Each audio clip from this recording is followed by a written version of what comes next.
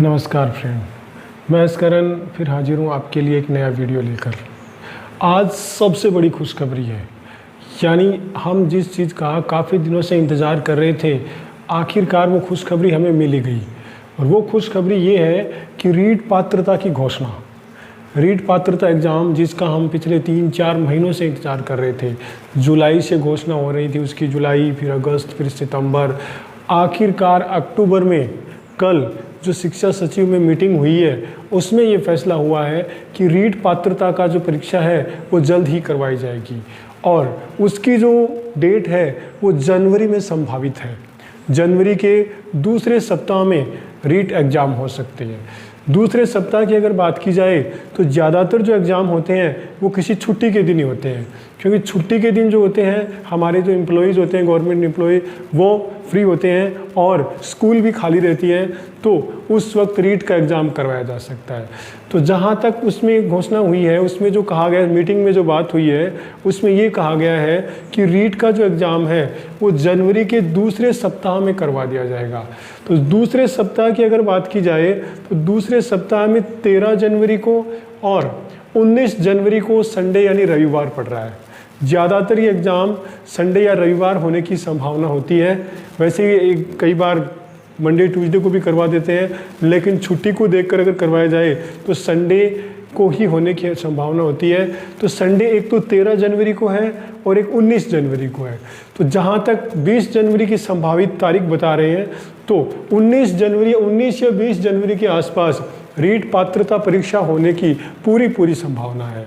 यानी जो कैंडिडेट तैयारी कर रहे थे, जो नए कैंडिडेट हैं, जो पुरानी कैंडिडेट हैं, जिन्होंने रीट का एग्ज़ाम पहले भी दिया था, उन सब के लिए बहुत बड़ी खुशखबरी है।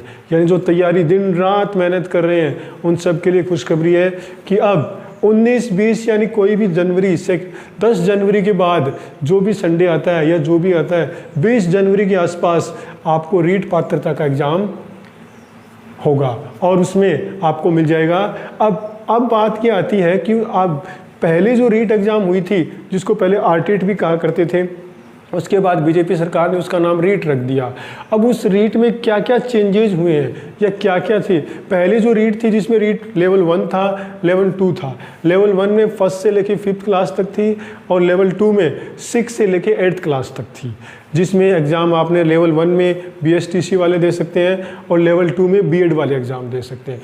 ये 2011 से ही जो चल रहा है, जो आरटेट और रीट, यही रूल चल रहे हैं। लेकिन अब की बार वैसे कोई ज़्यादा चेंजेस नहीं किया है, लेकिन थोड़ा बहुत चेंज किया है। सबसे पहले तो इसमें यह है कि माध्यमिक शिक्षा बोर्ड ही परीक्षा करवाएगा। तो माध्यमिक शिक्षा बोर्ड ही शुरू से एग्ज़ाम करवा रहा है। जो 10th 12th के एग्ज़ाम करवाता है वही माध्यमिक शिक्षा बोर्ड रीट का एग्ज़ाम करवाएगा। दूसरा जो इसमें है वो है कि फीस में भी कोई चेंजेस नहीं किया है। फीस भी सेम वही है जो लेवल 1 की है, जो लेवल 2 की है, जो पुराने समय से लगते आ रही थी, सामान्य की, ओबीसी की, जनरल की, जो जनरल SC ST की, तो उसमें भी कोई चेंज नहीं किया है और बिल्कुल भी चेंज नहीं किया है, सेम वही रहेगा। न्यूनतम अंकों में भी कोई चेंज नहीं किया है। न्यूनतम अंक जो थे आपको जनरल को 60% लेके आने आते हैं, ओबीसी को इसमें 55% है, ठीक है, SC को भी 55 और ST को इसमें कम 36%। ऐसा मैंने एक पहले भी वीडियो बनाया है जिसमें बहुत डिटेल से बताया है और भी मैं आगे इसकी जानकारी आपको डिटेल से बना दूंगा। यानी न्यूनतम अंकों में भी कोई चेंजेस नहीं है लेकिन चेंज जो हुआ है वो एक ये हुआ है कि अब तक जो हम एग्ज़ाम दिया करते थे उसमें 4 ही ऑप्शन आते थे, क्योंकि हमारा जो कंपटीशन का एग्ज़ाम होता है वो ऑप्शनल यानी ऑब्जेक्टिव टाइप एग्ज़ाम होता है, जिसमें हमें ऑप्शंस होते हैं और जो ऑप्शन सही होता है उसमें हमें गोला बनाना होता है, ठीक है। लेकिन अब की बार एक चेंज किया है और वो चेंज किया कि पहले 4 ऑप्शन आते थे A B C D, अब आपको एक 5वां ऑप्शन E भी देखने को मिलेगा। और इस E का मतलब होता है अनुत्तरित प्रश्न। मान लीजिए आप जो क्वेश्चन आप कर रहे हैं और वो क्वेश्चन आपको आ नहीं रहा, आपको उनका आंसर नहीं आ रहा है और आप अगर, वैसे तो कोई दिक्कत नहीं होती है, अगर माइनस मार्किंग हो तो अगर आपका रॉन्ग होता है तो उनमें मार्क्स कट जाते हैं। तो उसको अगर खाली छोड़ते हैं तो उसमें गड़बड़ होने के चांस रहते हैं। क्योंकि इसमें कुछ भी भरा जा सकता है। जैसे कई कंप्लेन करते हैं कि वो मार्कशीट बाद में भरी जाती है, तो ऐसा भी होता है। लेकिन अभी गवर्नमेंट ने कह सकते हो एक ई ऑप्शन भी किया जिसका अनुत्तरित प्रश्न, यानी अगर आप इस पे टिक कर दिया या इसको गोला बना दिया तो इसका स्पष्ट हो गया कि इस प्रश्न का आपने उत्तर ही नहीं दिया है। यानी इसको करने के बाद अगर कोई बाद में आपकी मार्कशीट भी भरता है या कुछ करता है तो अब इसमें कोई प्रॉब्लम नहीं है, ऐसा उन्होंने किया है। अब इसके कई आंसर बनते हैं कि क्या इससे नकल रुक सकती है, क्या इससे चीटिंग रुक सकती है, तो ये सवाल तो ही अलग है। इस सवाल का जवाब तो आप खुद ही जानते हो, लेकिन उन्होंने अपनी तरफ से कोशिश की है। इस गवर्नमेंट ने अपनी तरफ से कोशिश की है कि उन्होंने एक ई ऑप्शन बनाया है। इस मेरे पास पहले भी मैंने इस पर एक वीडियो बनाया था, तो मेरे पास कई ऑप्शन आए थे, क्या इससे रुक जाएगी क्या, नहीं, ये अलग बात है, रुकेगी या नहीं रुकेगी, ठीक है। और क्या इससे जो पेपर बिक रहे हैं या इतनी गड़बड़ हो रही है क्या, नहीं नहीं, उन्होंने जो अभी गवर्नमेंट है उन्होंने एक छोटी सी कोशिश की है। अब इसका रिजल्ट क्या निकलता है, कितनी जो चीटिंग होती है या कितने जो पेपर लीक होते हैं वो रुकते हैं, ये तो एग्ज़ाम के बाद ही पता चलेगा। इसका फैसला तो एग्ज़ाम के बाद ही पता चलेगा। लेकिन उन्होंने अपनी तरफ से ऑप्शन एक 5 ऑप्शन डाला है, 5वां ई, इस पे अगर आप करते हो तो ये अनुत्तरित का मतलब इस प्रश्न का उत्तर आपने दिया ही नहीं। तो चेंज के नाम पे सिर्फ यही हुआ है, बाकी सब तो सब कुछ सेम ही है, कोई चेंज नहीं है। पीछे वाले एग्ज़ाम है, चेंज के नाम से बस यही है।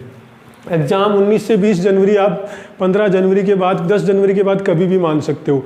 तो आपके पास अक्टूबर, आज 10 अक्टूबर है तो 10 जनवरी मान लो आप, अक्टूबर, नवंबर, दिसंबर, जनवरी, यानी आपके पास 90 डेज़ के आसपास मान लो जो पात्रता परीक्षा तैयारी करने के लिए। और पात्रता परीक्षा हो या आपकी मेन परीक्षा हो, करीब करीब सिलेबस एक ही होता है।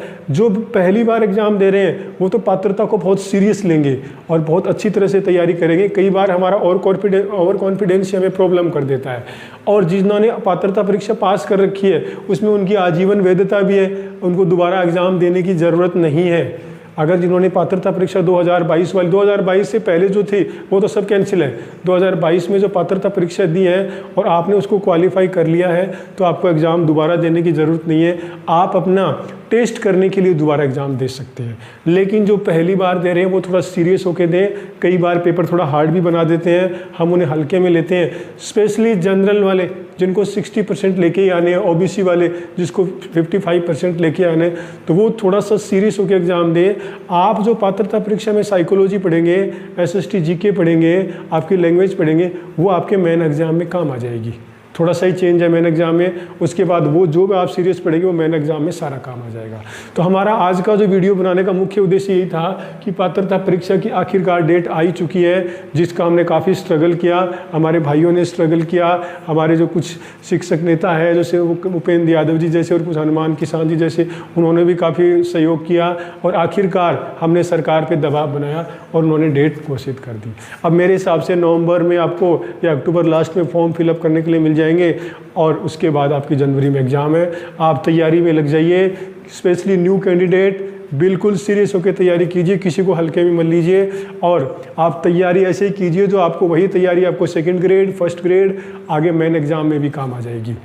तो आपके और इसके बाद जो न्यूज़ होगी या इसको मैं डिटेल से और भी वीडियो बनाऊंगा इसके सिलेबस के बारे में और इसके और कितने न्यूनतम अंक चाहिए और आगे भी इसकी जानकारी दूंगा। आज के लिए सिर्फ इतना ही। आप मेरा वीडियो देखते हो, आप मुझे अपना समय देते हो, इसके लिए आपका बहुत बहुत धन्यवाद।